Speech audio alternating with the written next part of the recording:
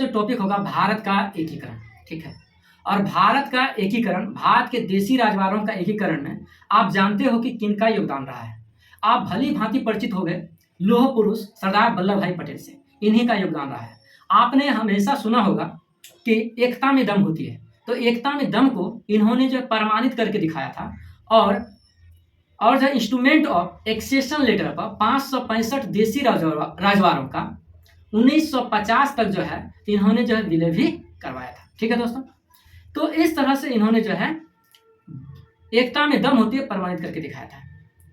अगर ये भारत के देशी राजवाड़ों का एकीकरण नहीं करवाते तो न तो भारत जो है विश्व का क्षेत्रफल की दृष्टि से 7वां राज्य बनता, न ही ये जनसंख्या की दृष्टि से प्रथम राज्य बनता, न ही इसके पास इतना संसाधन होता, और कोई भी देश इसको धमका के चला जाता, न ही ये विश्व का गुरु बनने का लायक होता, ठीक है दोस्तों।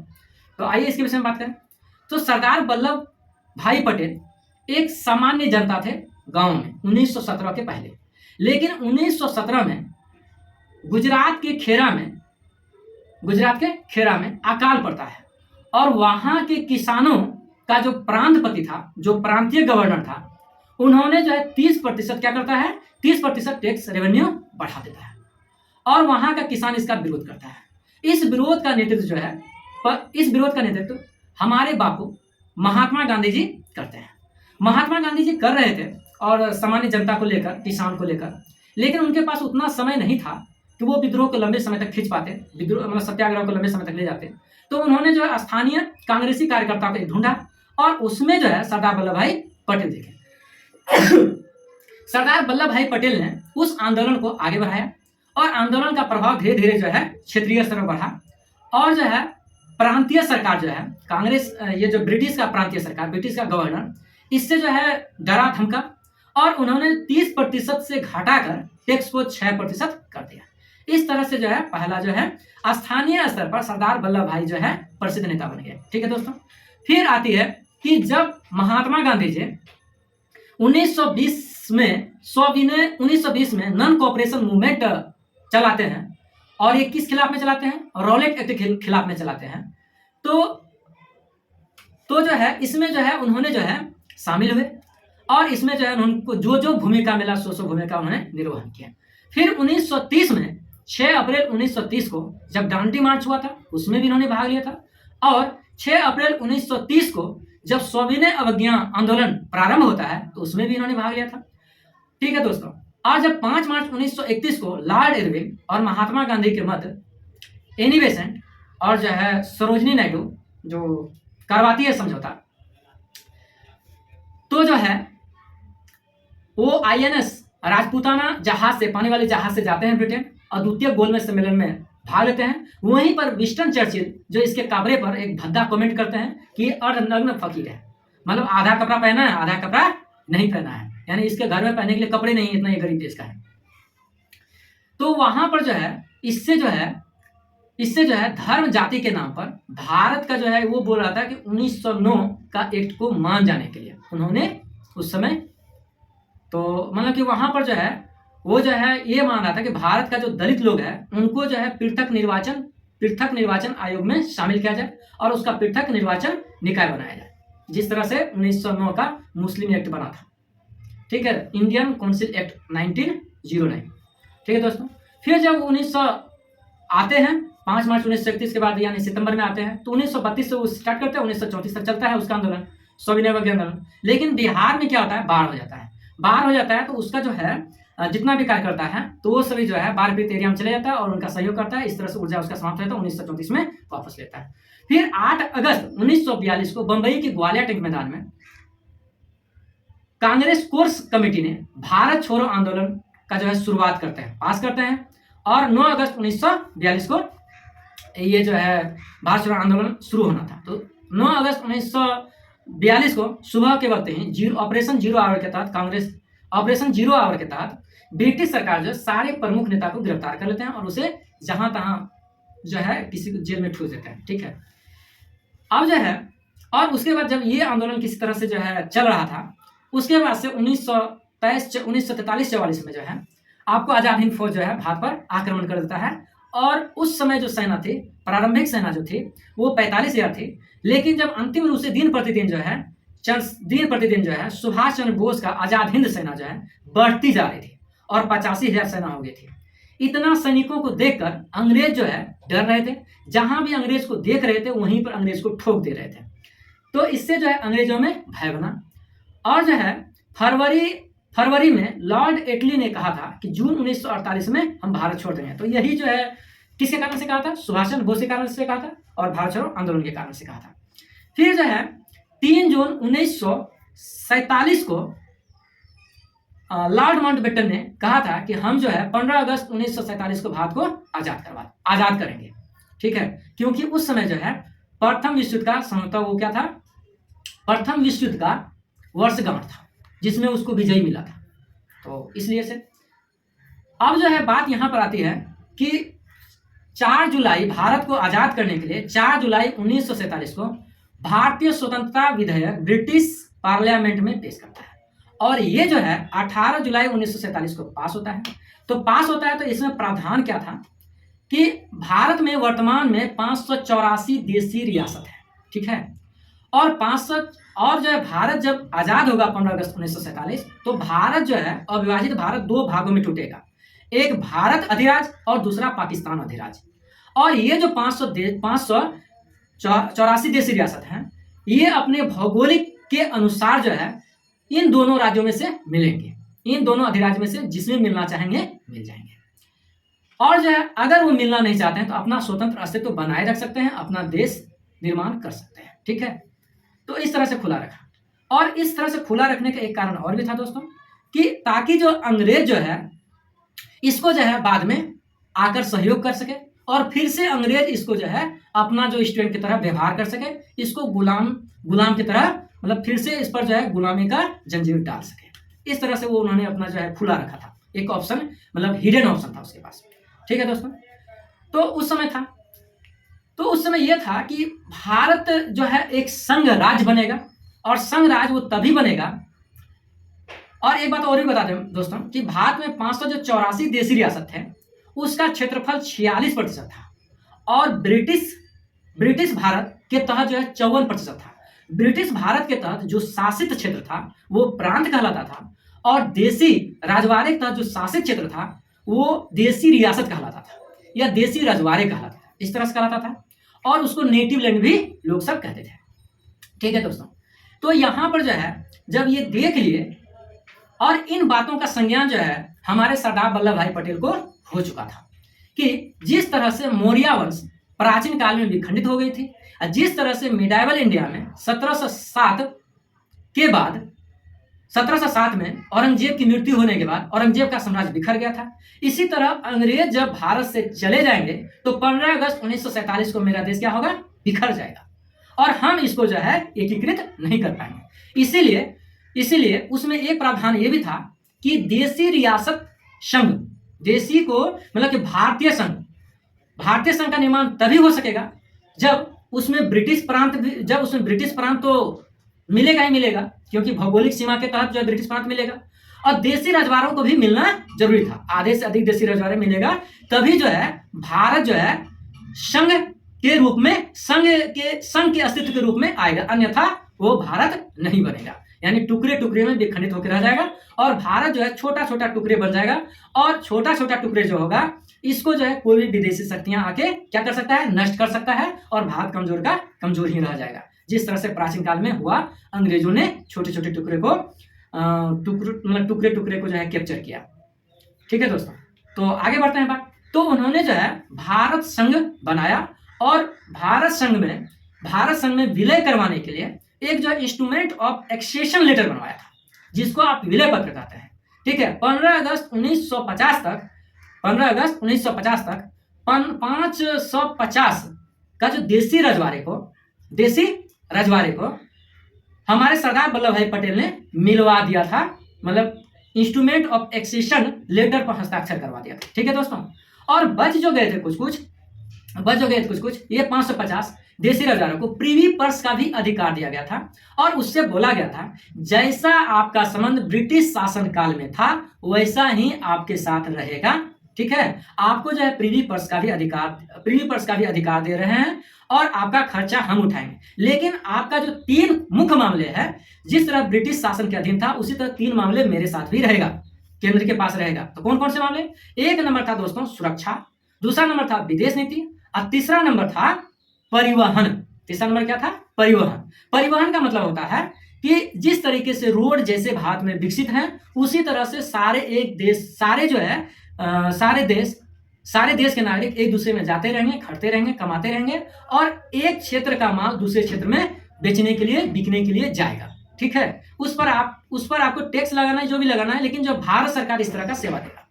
तो ऐसा हुआ, उन्होंने जो शुरू में 550 देसी रजवाड़े अपना लिए, लेकिन इसमें जो है करीब जो है 6 देसी रजवाड़े इसके बाद भी थे, जो कि जो आनाकानी कर रहे थे। लेकिन कुछ दिनों के बाद देखा जाए तो 15 अगस्त 1950 को 563 रजवाड़े अपना लिए थे इसको, तो उसमें 565 को, इसमें से 3 बच गया था।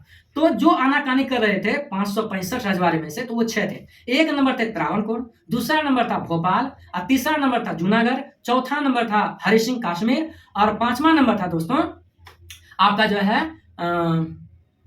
जो है निजाम, जिसको हैदराबाद कहते हैं। तो ऐसा हुआ कि जो है जोधपुर, ठीक है दोस्तों, यहां पर आप एक बात और सोचिए कि महाराज ये जो है भोपाल का जो देसी राजवाड़ा था, वहां का शासक जो था मुस्लिम था और वहां का बहुल आबादी हिंदू था। तो मुस्लिमों का, अल्पसंख्यकों का अधिकार का मुद्दा बनाकर वो भारत में मिलना नहीं चाहते थे। लेकिन वास्तविक मुद्दा क्या था कि उनका जो था हमी उल्ला खां था कोई, ठीक है, हमी उल्ला खां, वो जो है उनका जो संबंध था मुस्लिम लीग से अच्छा संबंध था, वो संबंध को बिगाड़ना नहीं चाहता था, वो उसमें मिलना चाहता था और मुस्लिम लीग जो है इसको उकसा रही थी। लेकिन वहां की जनता इस बात को समझ गई और समझने के बाद वहां कमल नाम का कोई स्थानीय नेता था, उसके नेतृत्व में आंदोलन किया और उसके नेतृत्व में इसको जो है हमीदुल्ला खां को झुकना पड़ा और झुक के जो है जुलाई 1947 में इंस्ट्रूमेंट ऑफ एक्सेशन लेटर पर हस्ताक्षर किया और भारत के साथ विलय हो गया। ठीक है दोस्तों, और उसके बाद आते हैं जोधपुर के विषय में। जोधपुर में जो है हिंदू राजा था, हिंदू प्रजा था, लेकिन जो है अली जिन्ना कराची एयरपोर्ट को देने के लिए तैयार हुए थे हनुमंत सिंह को, और उसके कारण से वो पाकिस्तान के इंस्ट्रूमेंट ऑफ एक्सेशन लेटर पर वो हस्ताक्षर करने वाले थे। लेकिन इस बात की सूचना सरदार वल्लभ भाई पटेल को और बीपी मेनन को लगा।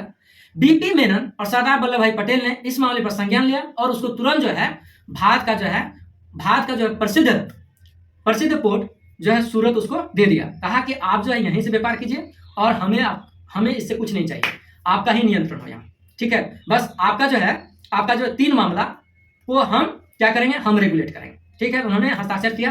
तो 11 अगस्त 1947 में हस्ताक्षर किया, जुलाई में वो हस्ताक्षर किया भोपाल वाले। फिर जब बात आते हैं दोस्तों कि एक जो था जूनागढ़ में महावत खां था। जूनागढ़ में कौन था? महावत खां था। तो महावत खां का जो है एक शहनवाज बेनजीर भुट्टो जो है उसका दीवान बना था और शहनवाज बेनजीर भुट्टो का दादाजी थे। ठीक है दोस्तों, तो वो जो है बना था और वो रोज जो है इसको उंगली करते थे कि तुम जो है पाकिस्तान संघ में शामिल हो जाओ और उसका इंस्ट्रूमेंट ऑफ एक्सेशन लेटर पर हस्ताक्षर करो। वो तैयार भी हो गए, लेकिन अली जिन्ना एक चाल चल रहे थे। क्या चाल चल रहे थे कि जूनागढ़ में हिंदुओं की संख्या अधिक है, जैसे वो इसका विरोध करेगा भारत, ठीक है, विरोध करेगा भारत, तो हम जो कहेंगे जनमत संग्रह करवा लो। तो जनमत संग्रह में वो जानता था कि हिंदुओं की आबादी क्या है, ज्यादा है, तो हिंदुस्तान में ही ये मिल जाएगा। ठीक है दोस्तों, ऐसा बात था, हिंदुस्तान में ये मिल जाएगा। फिर क्या हुआ कि जनमत संग्रह जो है हुआ और हिंदुस्तान में मिल गया और उन्होंने फिर जो है ये बात ला दिया कि जम्मू कश्मीर में भी जनमत संग्रह होना चाहिए और जनमत संग्रह के द्वारा जो है वो जिसमें जाएगा तो उसमें वो क्या हो जाएगा, मिलेगा, जनमत संग्रह का निर्णय। लेकिन जो हुआ क्या कि यहाँ का बोल रहा था कि जनता मिला है, हमने नहीं मिलाया है, और वहां के जनता बोलेगी तब ना, तुम्हारे कहने से थोड़ा मान जाएंगे। तो इस तरह से तो अब क्या हुआ कि ज्यादा दिनों तक जो है रहा नहीं गया। 22 अक्टूबर 1947 को पाकिस्तान का आर्मी जो है कबायली वेश में, आदिवासी के वेश में जो है राजा जो है हरि सिंह पर आक्रमण कर दिया कश्मीर पर।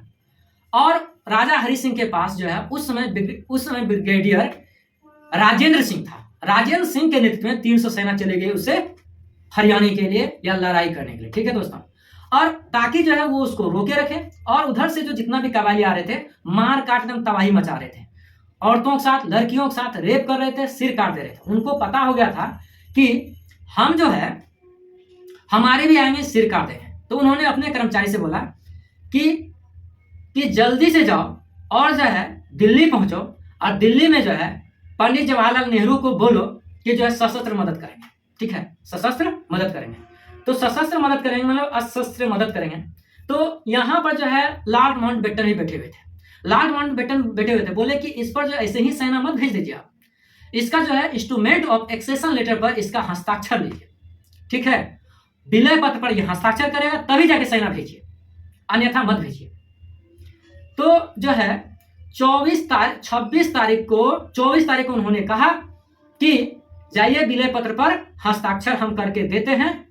तो अब जो है बीपी मेनन जो है 26 तारीख को कागज तैयार करते हैं और उससे हस्ताक्षर करते हैं इंस्ट्रूमेंट ऑफ एक्सेशन लेटर पर, यानी विलय पत्र पर हस्ताक्षर किए राजा हरि सिंह, ठीक है। उसके बाद कश्मीर का क्या हुआ, भारत में विलय हुआ। और 27 अक्टूबर को, उतना समय नहीं था भारत सरकार के पास, 27 अक्टूबर को अपने जहाज से यहाँ के सैनिकों को वहां उतारे और उनको जो है वापस किए, मतलब चारों ओर से वापस किए, ठीक है। तो भारत का सैनिक उसको चारों तरफ से खदेड़ा और वापस किया। 2/3 उन्होंने जीत लिया था, 2/3 भारतीय सैनिकों ने जीत लिया, और 1/3 जो है गिलगिट और बाल्टिस्तान उन्होंने कैप्चर कर लिया।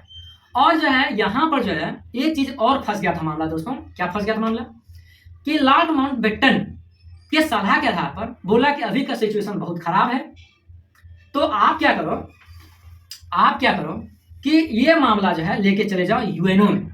ये मामला कहां पर लेके चले जाओ, यूएनओ में लेके गया। तो यूएनओ में 1947 में 3 स्टेप का सॉल्यूशन जारी किया। क्या जारी किया कि दोनों अधिराज्य भारत और पाकिस्तान रुक जाए।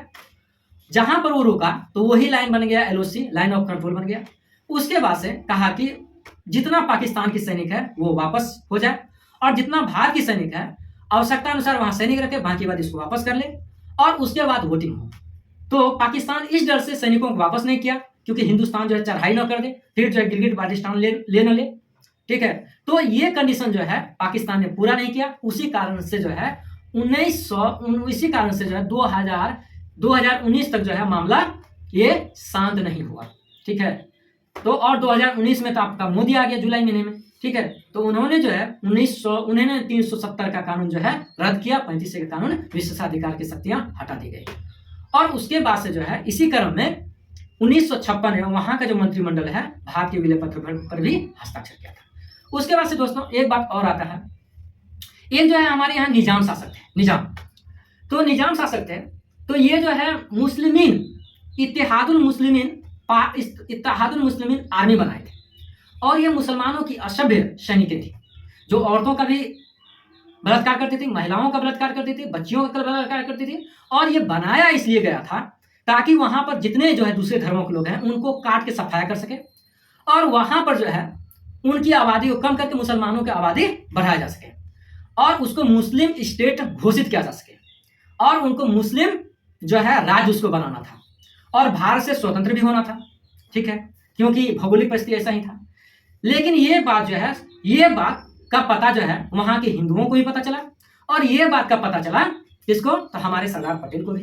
सरदार पटेल जो है पोलो ऑपरेशन के तहत 13 सितंबर 1948 को सेना भेजा, ठीक है, और 13 अप्रैल 1947 को सेना भेजा, और जो है 18 अप्रैल को अली उस्मान जो है समर्पण करते हैं, मतलब हार गए, उसकी ताकत जो है खत्म हो गई, नष्ट कर दी भारत सरकार ने, ठीक है, उसका दम उस समय निकल गया। तो उन्होंने 18 अप्रैल 1948 को क्या किया, हस्ताक्षर किया भारत, और भारत में विलय हुआ, ठीक है दोस्तों। उसके बाद से आते हैं एक त्रावणकोर का राजा था चिराल थकरुलू या कुछ मतलब कि बर्मा नाम था, चिराल बर्मा कुछ नाम करके था। तो उसका देख लेता हूं दोस्तों क्या नाम है। त्रावणकोर का राजा था चिथिरा तिरुनल बलराम वर्मा, ठीक है दोस्तों। और इसका जो दीवान था सीपी रामास्वामी अय्यर था। ये कह रहा था कि 15 अगस्त 1947 को जब भारत आजाद होगा तो हम भी स्वतंत्र हो जाएंगे, हम भी अधिराज्य बन जाएंगे, हमको भी भारत के साथ नहीं रहना है, हमको भी एक ये बनना है। और ऐसा क्यों कह रहा था? इसके पास अर्थव्यवस्था भी डेवलप नहीं था। तो इनके पास एक चीज था जो आपने नाम सुना होगा, मोनाजाइट बालू। मोनाजाइट बालू में थोरियम नामक तत्व होता है, ठीक है दोस्तों, थोरियम नामक तत्व होता है। तो उनके दम पर ये कूद रहा था, क्योंकि जो है रूस और अमेरिका और जो है ब्रिटेन ये सोच रहे थे थोरियम का प्रयोग करके हम क्या बना लेंगे, परमाणु बम बना लेंगे और हम लोग जो है शक्तिशाली बन जाएंगे, ठीक है, यानी व्यापार का रिलेशन इनसे बना कर रखेंगे। तो ऐसा वो सोच रहा था, ठीक है। लेकिन जो है एक विद्रोह हुआ था वहां पर, और उस विद्रोह को जो है सीपी रामास्वामी अय्यर ने दबाया था और जनता को खूब पीटा था। तो उस विद्रोही में से जो है एक जनता था केरला सोशलिस्ट पार्टी का सदस्य। तो केरला सोशलिस्ट पार्टी के सदस्य ने ठाना कि जो है जिस तरह इन्होंने जनता को पीटा है, जनता की आवाज को दबाने की कोशिश किया है, इसका आवाज जो है दुनिया से ही मिटा दूंगा, ठीक है। जब वो रामास्वामी अय्यर किसी जो है कॉन्फ्रेंस में शामिल हुए थे केरल में, तो वो जो है कुल्हाड़ी अपने पीठ पर जो है छिपाकर रखा हुआ था, जो वहाँ का स्थानीय कुल्हाड़ी होता है। जब वो कॉन्फ्रेंस में सम्मिलित होकर वापस जाने लगे तो कोने पर खड़ा हो गया और निकलने का इंतजार करने लगे उनका। जैसे ही वो निकला उस कॉर्नर से रामास्वामी अय्यर, तो उनका पीछा किया और कुल्हाड़ी निकाल कर उसके गर्दन में मार दिया, ठीक है। तो इससे जो है किसी तरह वो बच तो गया, पर जो है वो घायल जरूर हो गया था। और घायल अवस्था में वो जो है अस्पताल में गया और वहीं पर जो है उनको दिमाग में आया कि जनता के अंदर गुस्सा बहुत ज़्यादा है, ठीक है। अगर हम इसको जो है संभाल नहीं पाए तो ये राजा का भी अंत कर देगा और मेरा भी अंत कर देगा। इसी डर से उन्होंने जो है अस्पताल के बेड सेट पर ही जवाब दिया कि उस समय जो है चिथिरा थिरुनल